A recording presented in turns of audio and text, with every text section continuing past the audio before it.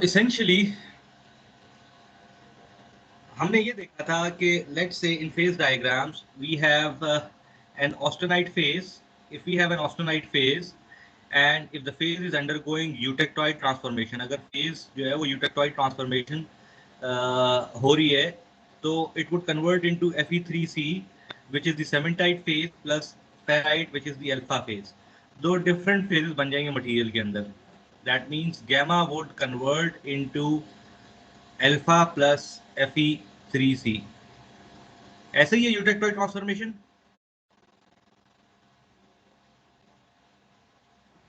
जी, यही होती है यूटेक्टोइड ट्रांसफॉर्मेशन या ये यूटेक्टिक है?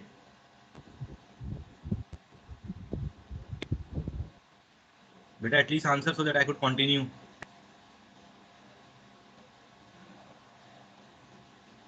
Can you guys hear me? Yes sir. तो पता है कि यूटेक्टोइड ट्रांसफॉर्मेशन क्या होती है? यही होती है या कुछ और होती है? सॉरी सर, याद नहीं है सर. एक लिक्विड से दो सॉलिड्स बनाना. अल्फा भी सॉलिड है, Fe3C भी सॉलिड है. Solid is converting into two different solids. It's a eutectoid transformation. Yes sir, eutectoid. अच्छा, और ऑस्टेनाइट का क्रिस्टल स्ट्रक्चर होता है FCC. Similarly, ferrite का crystal structure होता है BCC. So essentially, the austenite phase is converting into cementite phase plus the alpha phase. Now, the important thing that you need to understand over here is that transforming from one phase into another phase or into a couple of another phases would take time. So phase transformations is the concept that basically deals with the time concept, primarily the time concept, and to be specific, it deals with the time and temperature concept. So this chapter which will be covering would basically shed some light on the rate of transformation with regards to the time and the temperature factors. This is the first thing that we'll be looking into in this chapter. The second aspect that we'll be looking into this chapter would be, before we move on to that, what do you think this eutectoid transformation, is it an equilibrium transformation or is it a non-equilibrium transformation? Sir, equilibrium transformation, sir. Equilibrium transformation. और equilibrium transformation कब होती है? When you do the transformation slowly या fast, in a fast manner? Sir, moderate slowly. या हम सकते हैं slowly. When you do the transformation slowly. So the second aspect that we'll be looking would be that how can we slow down the transformation so that we get a non-equilibrium structure. हम transformation को किसी तरह रोकने की कोशिश करेंगे so that we get non-equilibrium structures. पहली चीज कि क्या अगर हम इसको स्लो डाउन करेंगे या ट्रांसफॉर्मेशन को रोकने की कोशिश करेंगे तो whether we would get non-equilibrium structures or not, and in case if we get the non-equilibrium structures, are the mechanical properties of non-equilibrium structures better than that of the equilibrium structures? This is the aspect that we'll be interested in.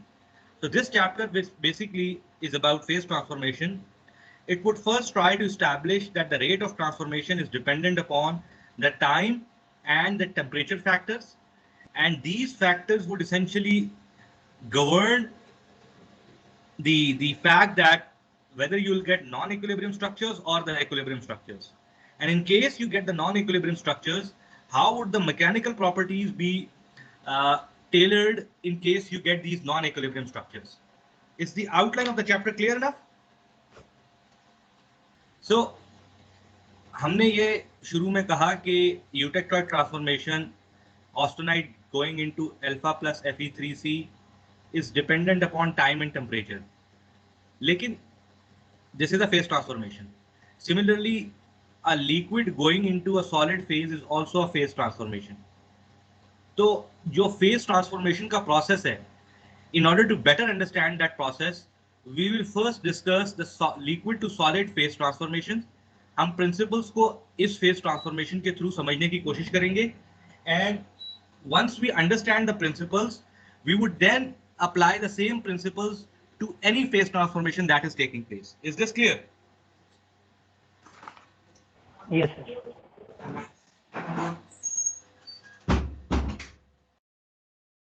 All right. So solidification of metals, as the word says, solidification of metals, you need to understand that the solidification process is taking place as the molten material solidifies. Molten material है, liquid phase में है, solidify हो रहा है, तो solidification process हो रहा है. यहाँ तक कहानी समझ में आ गई है? Yes, sir. अच्छा. Now we have all liquid phase. वो ये कह रहे हैं कि जो सॉलिडिफिकेशन होगी वो ऐसा नहीं है कि एकदम से हो जाएगी. It would take a 2-step process for the liquid to transform into solid. Clear?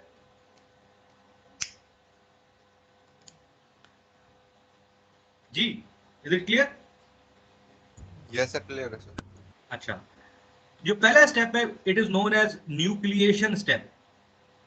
और हम न्यूक्लिएशन को डिफाइन कैसे करते हैं? We define nucleation when we say that stable nuclei is being formed. Just give me a minute. I have got a call. Just give me a minute.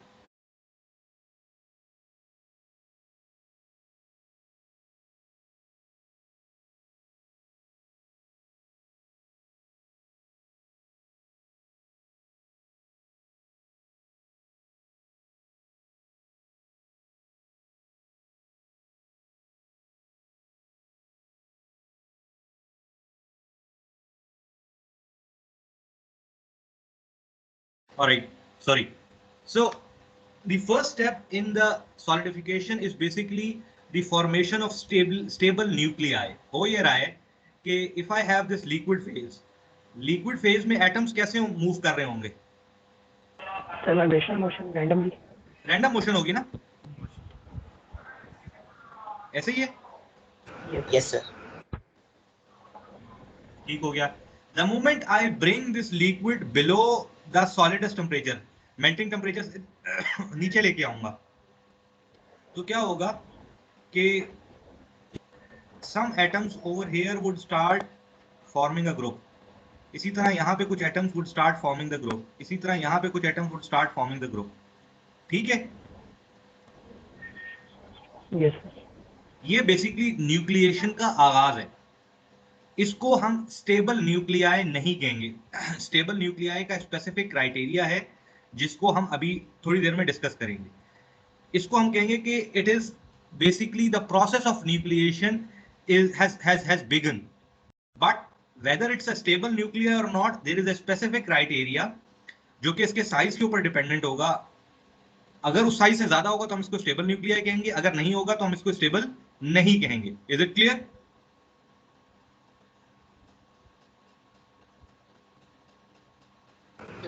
Yes, sir. अच्छा, अगर मैं कहता हूं कि स्टेबल नहीं है, स्टेबल नहीं से मुराद ये है कि अभी तो ये ग्रुप ऑफ एटम्स यहाँ पे जमा होना शुरू हुए, थोड़ी देर बाद इनको ख्याल आता है कि नहीं यार, हमने यहाँ पे नहीं, इस ग्रुप के साथ नहीं जुड़ना, हम रीडिजॉल्व हो जाते हैं और हम इस ग्रुप के साथ आके जुड़ना शुरू हो जाते हैं. तो ये एटम्स यहाँ से मूव करके वापस लिक्विड में कन्वर्ट होके इस न्यूक्लियाई को ज्वाइन कर लेंगे. ऑलराइट, तो जब तक स्टेबल न्यूक्लियाई फॉर्म नहीं होगा, there would be atoms joining a group of atoms, and at the same time there would be some atoms that would be losing up that group of atom. Clear?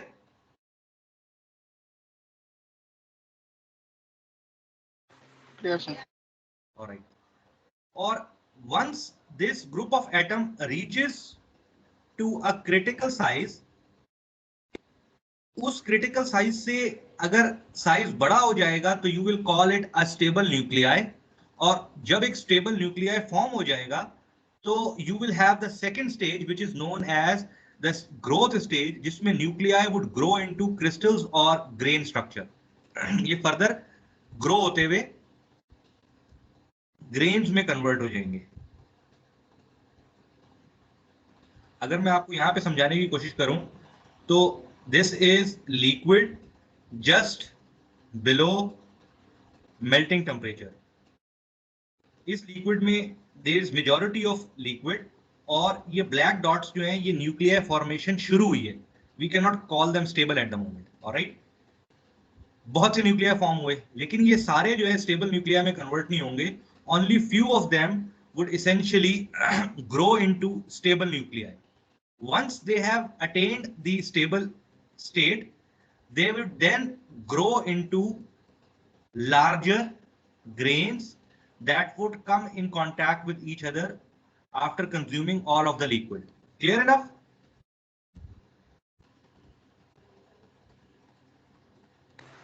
Yes. Yes, sir.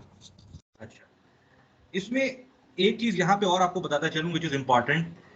If I am at this point in the phase diagram, यहाँ पे Gibbs free energy liquid की ज्यादा है या solid की ज्यादा है when I am in the liquid state?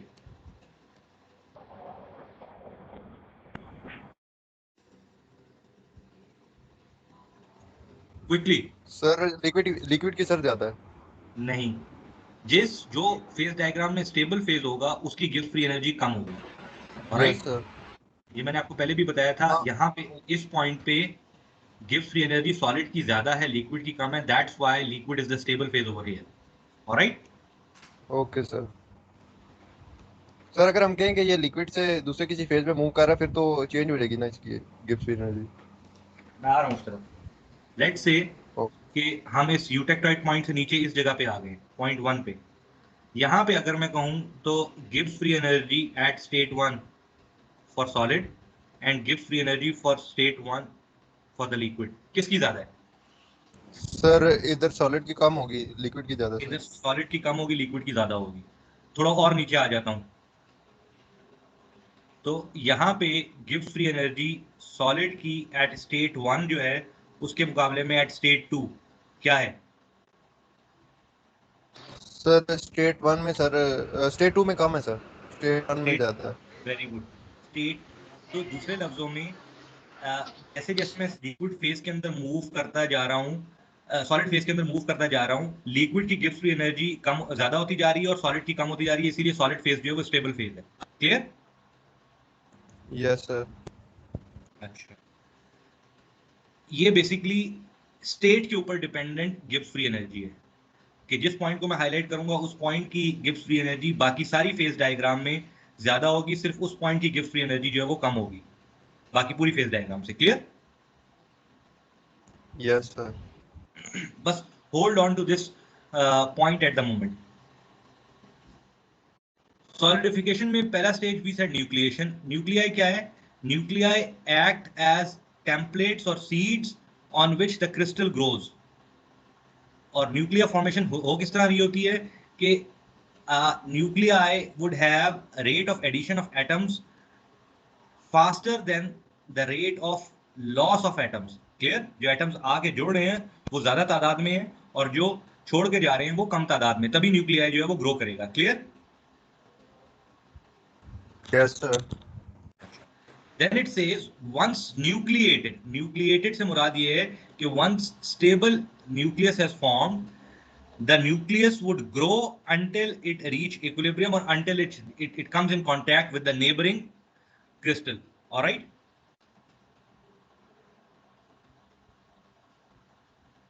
ये पॉइंट क्लियर है? Yes, sir. All right. It says driving force to nucleate increases as we increase supercooling. So let's first understand what is supercooling. हमने यहाँ पे कहा कि अगर I am at this liquid state तो मेरी गिब्स फ्री एनर्जी सॉलिड की ज्यादा है और लिक्विड की कम है, तो इस कंडीशन के ऊपर मेरा सिस्टम किस फॉर्म में एग्जिस्ट करेगा? सर लिक्विड फॉर्म में सर, जो स्टेबल होगी. लिक्विड फॉर्म में. लिक्विड फॉर्म में. थोड़ा सा मैं यूटेक्टॉइड से नीचे आ जाता हूँ एट पॉइंट 1. अब टेंडेंसी क्या होगी? लिक्विड की फॉर्म में एग्जिस्ट करेगा या सॉलिड की फॉर्म में? सर मटेरियल जो है सॉलिड की फॉर्म. वो किस शक्ल में अपने आप को रखना चाहेगा? सर सॉलिड में. सॉलिड में रखना चाहेगा. तो अब जो है वो बैलेंस सॉलिड की तरफ ट्रांसफॉर्म हो जाएगा. अगर इसको मैं और नीचे ले आऊं पॉइंट 2 पे, अब सॉलिड में रहने की उसकी जो ख्वाहिश है वो पॉइंट 1 से ज्यादा होगी या कम होगी? सर ज्यादा होगी सर. Very good. तो इसका मतलब ये है कि जैसे जैसे मैं ये जो ट्रांसफॉर्मेशन टेम्परेचर है 1148 इससे नीचे आ रहा हूं, मेरी लिक्विड से सॉलिड में कन्वर्ट होने की या मटेरियल की लिक्विड से सॉलिड में कन्वर्ट होने की जो ख्वाहिश है वो बढ़ती जा रही है. क्लियर? जी सर। इसी ख्वाहिश को जो हम टेक्निकल नाम देते हैं, we call it the driving force. Alright, yes clear sir. Enough? और ये जो ट्रांसफॉर्मेशन टेम्परेचर, इसको अगर मैं टीएम से रिप्रेजेंट करूं, तो इस टीएम से जितना मैं नीचे आ रहा हूं, इसको हम कहते हैं सुपर कूलिंग या अंडर कूलिंग। ऑलराइट, सर मेरा एक क्वेश्चन है कि इधर सर ड्राइविंग फोर्स एक हिसाब से हम देखें तो ये टेम्परेचर ही है, क्योंकि जो जो वो डिक्रीज हो रहा है तो वो टेंडेंसी बढ़ रही है सर उसकी। Very good, very good. Driving force इस वक्त टेम्परेचर, बिल्कुल टेम्परेचर है। और टेम्परेचर कौन सा? T1 या T2, कि जितना हमारा यस सर। टेम्परेचर नीचे होगा ट्रांसफॉर्मेशन टेम्परेचर से, ये दूसरे लफ्जों में जितना हमारा डेल्टा टी जो है वो ज्यादा होगा, उतनी हमारी ड्राइविंग फोर्स भी जो है वो ज्यादा होगी। क्लियर है ये चीज? Yes sir. Delta T basically मैं कह रहा हूं टी मेल्टिंग या टी ट्रांसफॉर्मेशन माइनस T1 या टी ट्रांसफॉर्मेशन माइनस T2। तो जितनी ये वैल्यू ज्यादा होगी, उतनी आपकी driving force for the phase transformation would be greater. Clear? Yes sir. Alright, इस डेल्टा टी को basically you call super cooling, या at times you also refer to it as under cooling. Alright excuse me sir. जी, sir मुझे आपकी आवाज़ में distortion feel हो रही है, बाकियों से कंफर्म कर दें उनको हो रही है या सिर्फ मेरी साइड पे प्रॉब्लम है? जी please could you confirm? Sir हमें तो बिल्कुल सही आ रही है सर आपकी आवाज। बेटा I am sorry sir for सही आ रही है internet. Sir. Alright, clear then आवाज you will have to check up upon your internet connection. Okay alright, sir. तो अंडर कूलिंग और सुपर कूलिंग का कॉन्सेप्ट क्लियर है? Yes sir. अच्छा, अब इस I just give you an information, और उस इंफॉर्मेशन को हम मैथ्स के साथ रिलेट करेंगे once we look at the phase transformation in a more detailed way. Information ये है कि when you have small super cooling, यानी जब डेल्टा टी छोटा है, तो you will have few nuclei. यानी कि अगर मेरे पास ये मटेरियल है और इसका डेल्टा टी जो है इट इज स्मॉल, तो मेरे पास थोड़े न्यूक्लियाई बनेंगे। और जब ये थोड़े न्यूक्लियाई ग्रो करके पूरे लिक्विड को कंज्यूम करेंगे, तो आपके पास जो ग्रेन्स बनेंगे या क्रिस्टल्स बनेंगे, वो बड़े होंगे इन साइज। ये चीज समझ में आ गई है? Yes sir. सिमिलरली अगर आपके पास सुपर कूलिंग ज्यादा होगी, if you have delta T greater, यानी कि ड्राइविंग फोर्स ज्यादा है, तो you will have number of nucleation points और number of nuclei, and when they grow they will form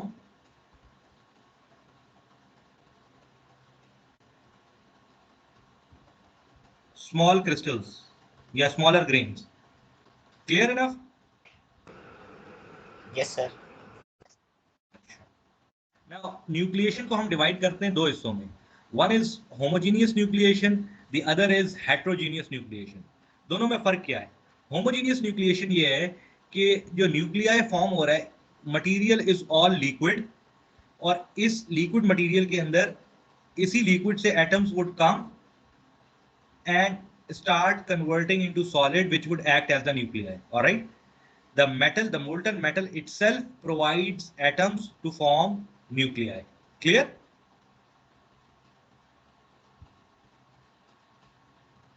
sir ये Yes, काइंडली sir. रिपीट कर दें सर। मैं कहना ये चाह रहा हूं कि आपके पास मोल्टन मटेरियल है, ऑल लिक्विड। यस जैसे सर। ही आप लिक्विड को मेल्टिंग टेम्परेचर से नीचे लेके आएंगे, तो एटम्स जो हैं वो मटेरियल के अंदर से खुद इकट्ठे होके सॉलिडिफाई होना शुरू हो जाएंगे। क्लियर? तो जो ग्रोथ Yes, sir. स्टार्ट, जो न्यूक्लिएशन स्टार्ट होगी, that would start from the atoms belonging to the metal itself. Clear? Yes sir.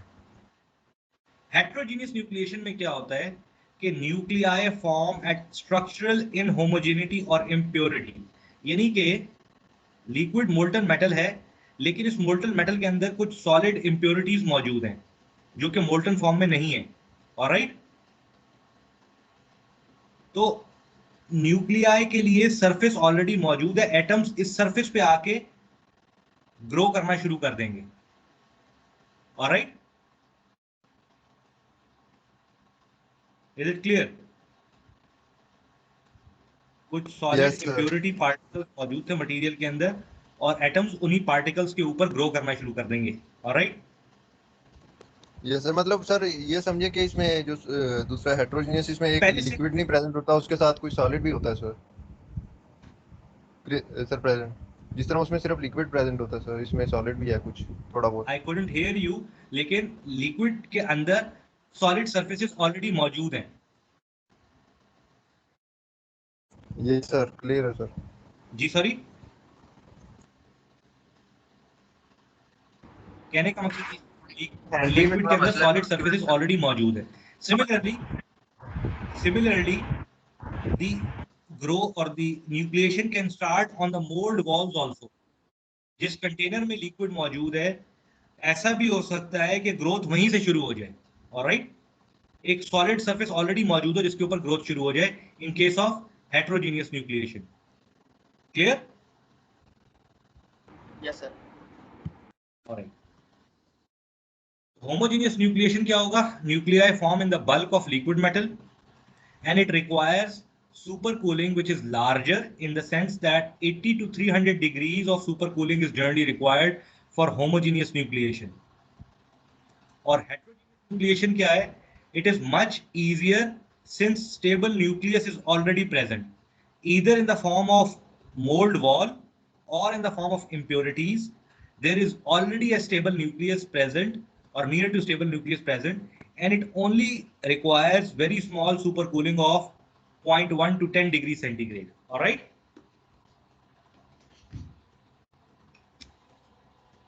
Yes sir. Yes. Homogeneous nucleation, we know that metal is cooled below equilibrium freezing temperature, that is the melting temperature, and considerably large undercooling is required. Acha, I had initially mentioned the critical size of the nucleus. हम अगर atoms आपस में आके जुड़ रहे हैं तो एक क्रिटिकल साइज डिफाइन करेंगे और विल डिटरमिन के क्रिटिकल साइज कैसे फाइंड आउट करेंगे। अगर ग्रुप ऑफ एटम्स का साइज इस क्रिटिकल साइज से छोटा होगा तो we will call it embryo, और अगर and embryos are unstable. Unstable का मतलब ये है कि इट इज नॉट नेसेसरी कि every embryo would convert into a nucleus और अ क्रिस्टल, लेकिन अगर इस क्रिटिकल साइज से साइज बड़ा होगा तो we will refer to it as the nucleus. Alright, और न्यूक्लियस जो है वो स्टेबल होगा। ये चीज क्लियर है?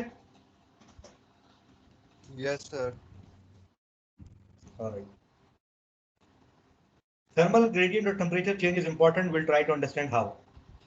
अच्छा, यहां पे हमारे पास लेट्स से ये लिक्विड मौजूद है अभी। ऑलराइट, इस लिक्विड की जो Gibbs free energy per unit volume है that is GL per metre cube, कोई पर मीटर क्यूब के हिसाब से इसकी वैल्यू है। Alright, at let's say point number 1, अगर हम पॉइंट 1 लें तो लिक्विड की कोई Gibbs free energy per unit volume है जो कि सॉलिड की गिब्स फ्री एनर्जी से पर यूनिट वॉल्यूम कम है। क्लियर? जी सर। यस सर क्लियर है सर। अगर मैं इस सिस्टम को पॉइंट 2 पे कंसिडर करूं तो पॉइंट 2 पे जो सिस्टम की Gibbs free energy per unit volume है वो सॉलिड की कम है as compare to liquid. Clear?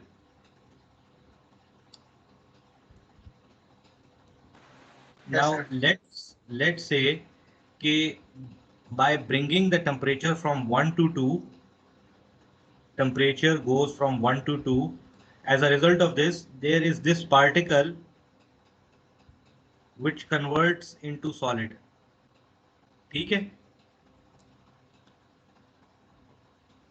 Yes sir. अच्छा, अब अगर मैं ये कहूं कि इस सॉलिड की जो एनर्जी है वो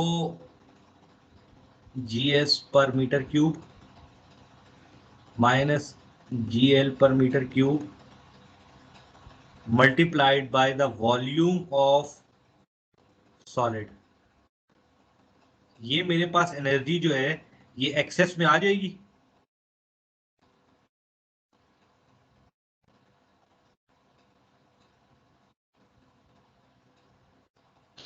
सर ये बात समझ नहीं है। ये बात समझ नहीं आई आपको? देखें, लिक्विड की जो, अगर मैं पॉइंट 2 को कंसिडर करूं तो जो लिक्विड की एनर्जी है वो इतनी ज्यादा है, ऑलराइट, और सॉलिड की कम है। ये चीज समझ में आ रही है? एट पॉइंट 2 जिस पे ये सॉलिड बना है, लिक्विड की एनर्जी ज्यादा है और सॉलिड की एनर्जी कम है। Yes sir.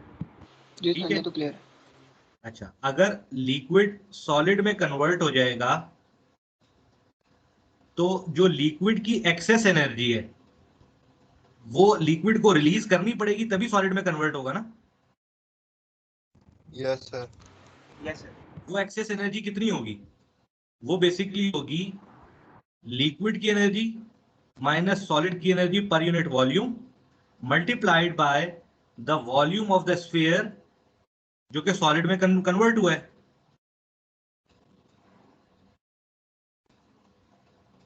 सर नीचे आपने उल्टा नहीं लिखा सर, ऊपर GS पहले लिख दिया, GL बाद में लिखा है। आप चले सिर्फ इस केस को देखें, नीचे वाले केस को देखें। नीचे लिक्विड की एनर्जी ज्यादा है या सॉलिड की एनर्जी ज्यादा है? सर लिक्विड की सर। लिक्विड की ज्यादा है, और लिक्विड अगर सॉलिड में कन्वर्ट होगा तो एनर्जी रिलीज करके होगा। Yes sir. वो एक्स्ट्रा एनर्जी क्या होगी? लिक्विड की एनर्जी माइनस सॉलिड की एनर्जी पर यूनिट वॉल्यूम जो है मल्टीप्लाइड बाय जितना वॉल्यूम कन्वर्ट हुआ है सॉलिड में, उतनी एनर्जी जो है वो रिलीज हो जाएगी। Yes sir. Is it clear और is it making sense? Yes sir clear है सर। अच्छा, इसको हम कहते हैं वॉल्यूम फ्री एनर्जी, यानी कि लिक्विड के सॉलिड में कन्वर्ट होने के की वजह से जितना वॉल्यूम कन्वर्ट हुआ है उस वॉल्यूम की वजह से जो एनर्जी रिलीज हो रही है। यहां तक क्लियर है? Yes sir. अच्छा, now hold on to this thought, और अब मुझे ये बताएं कि let's say I have this rectangular bar with me, और मैं इसकी इन दो सरफेसेस को अभी देख रहा हूं। अभी इनकी इसकी कितनी जो शेडेड सरफेसेस हैं वो दो हैं, ऑलराइट। जी सर। अगर इसको मैंने कन्वर्ट करना है दो हिस्सों में,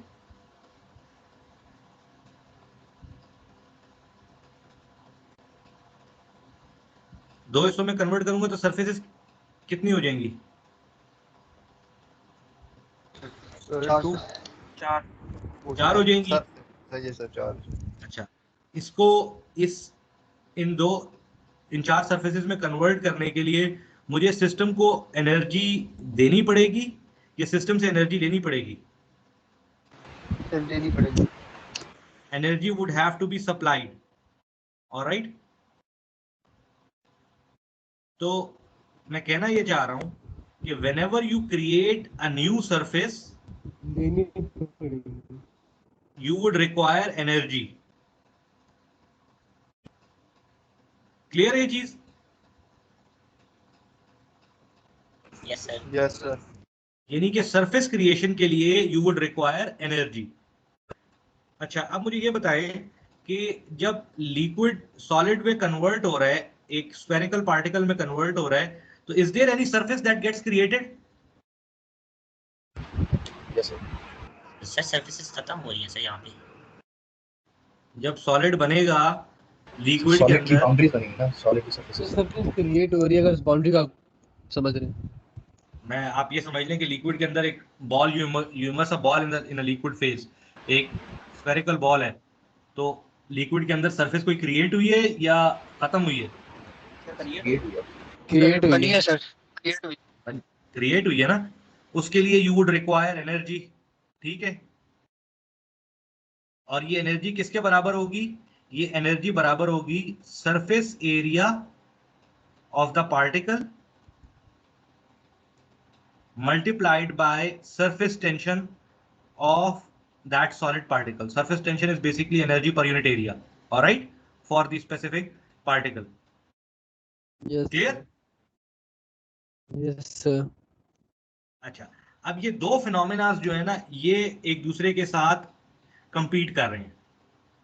If you look at the energy curve or free energy curve,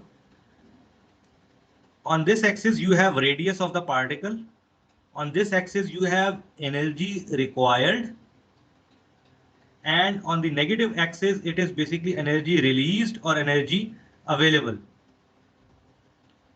तो जैसे जैसे पार्टिकल का रेडियस बड़ा होता जा रहा है, दी सरफेस फ्री एनर्जी जो कि आपको रिक्वायर्ड है, it is the surface area of the particle multiplied by surface tension of that solid material, it would increase. ये चीज समझ में आती है? Yes sir. राइट, जैसे जैसे पार्टिकल की सरफेस बढ़ेगी with regards to its radius, तो आपकी सरफेस जो क्रिएट हो रही है वो टोटल एरिया बढ़ जाएगा, वो एरिया बढ़ जाएगा तो जो एनर्जी रिक्वायर्ड है उस एरिया को क्रिएट करने के लिए वो एनर्जी बढ़ जाएगी. यहां तक क्लियर है? Yes sir. Alright. Energy available कौन सी है? एनर्जी अवेलेबल है वॉल्यूम और बल्क फ्री एनर्जी. इसको हम ऐसे करते हैं कि volume of the particle multiplied by the difference in the volumetric gives free energy of the solid and liquid. Gives free energy of solid minus liquid per unit volume is basically this delta GV. This multiplied by the volume would give you the volume free energy, which is represented by this blue line. Clear है?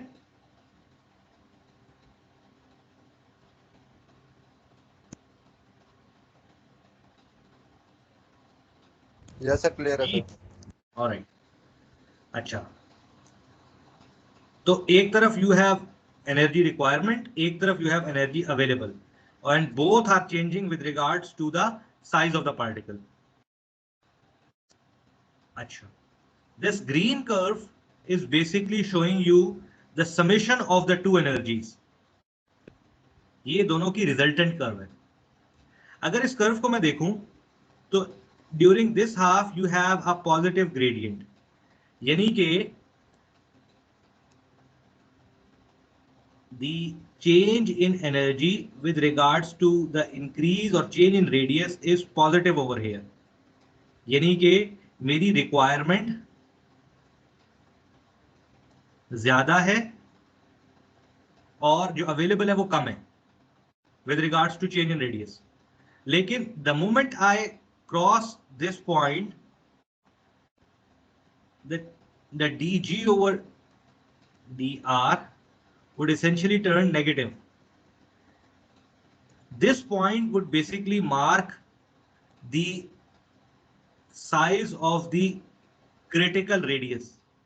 अगर इससे size छोटा है तो your nuclei can redissolve. अगर इससे size बड़ा है तो nuclei is stable and it would grow.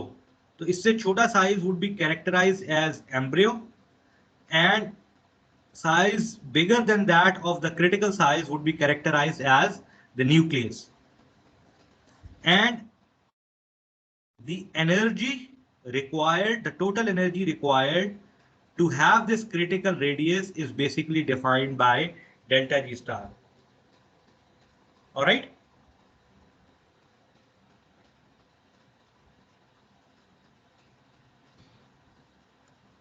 ये चीज समझ आती है नहीं आती? यस सर, क्लियर है sir. Alright. So as it is said, R star is critical nucleus. R star nuclei less than R star, unstable nuclei greater than R star would grow to reduce total energy. Anyways, so this is the total free energy. the surface energy and the volumetric energy. If I write them separately, तो ये surface के साथ related है, ये volume के साथ related है. इन दोनों को अगर मैं total add कर दूं तो this is the total energy of the system changing with regards to the radius. अच्छा, हमने find करना है critical radius. So critical radius के लिए क्या था कि the change in Gibbs free energy, total Gibbs free energy with regards to radius is essentially zero. So we will take the first derivative of this expression with regards to the radius. This would be the expression that we'll get.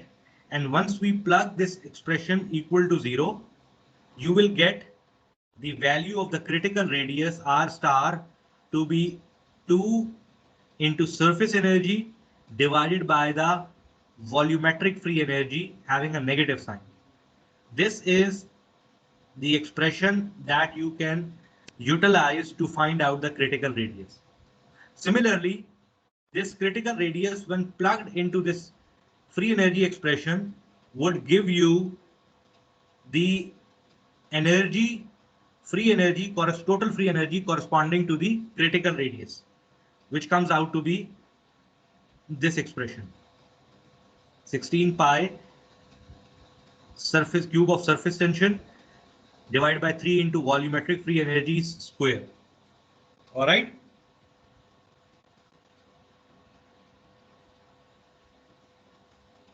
Yes, sir.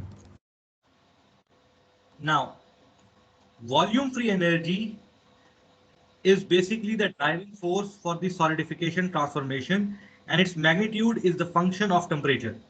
Volume free energy कह रहे हैं कि ये driving force है solidification के लिए, और इसका magnitude would be dependent upon the temperature. Temperature कौन सा? Undercooling temperature. As I had mentioned, I have this point X, this is point 1, this is point 2. So if I compare point 1 and point 2, change in volumetric free energy किसकी ज्यादा होगी? Sir point 2 की sir. G liquid minus G liquid. Very good. तो G liquid minus G solid per unit volume 0.2 की ज्यादा होगी, और 0.2 का टेम्परेचर क्या है as compared to 0.1? सर कम है. T2 is less than T1. However, the driving force is more for T2 and less for T1. Clear? Yes, sir. The reason being कि volume free energy, which is the driving force, is more for T2 जिसका temperature कम है. All right? Yes, sir. Sir मेरी आवाज आ रही है sir आपको? Clear है? Yes. Yes, no. Clear है sir. Right. It further says that with decreasing temperature, the volume free energy become increasingly more negative. कैसे?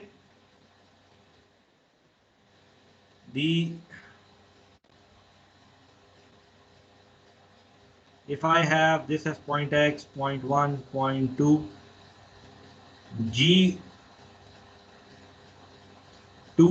minus GL and G1 minus GL, कौन सी ज्यादा नेगेटिव वैल्यू होगी? Sir ऊपर वाली G2 वाली sir. Very good. More negative. So this is the same thing that is being expressed in words, that with decreasing temperature,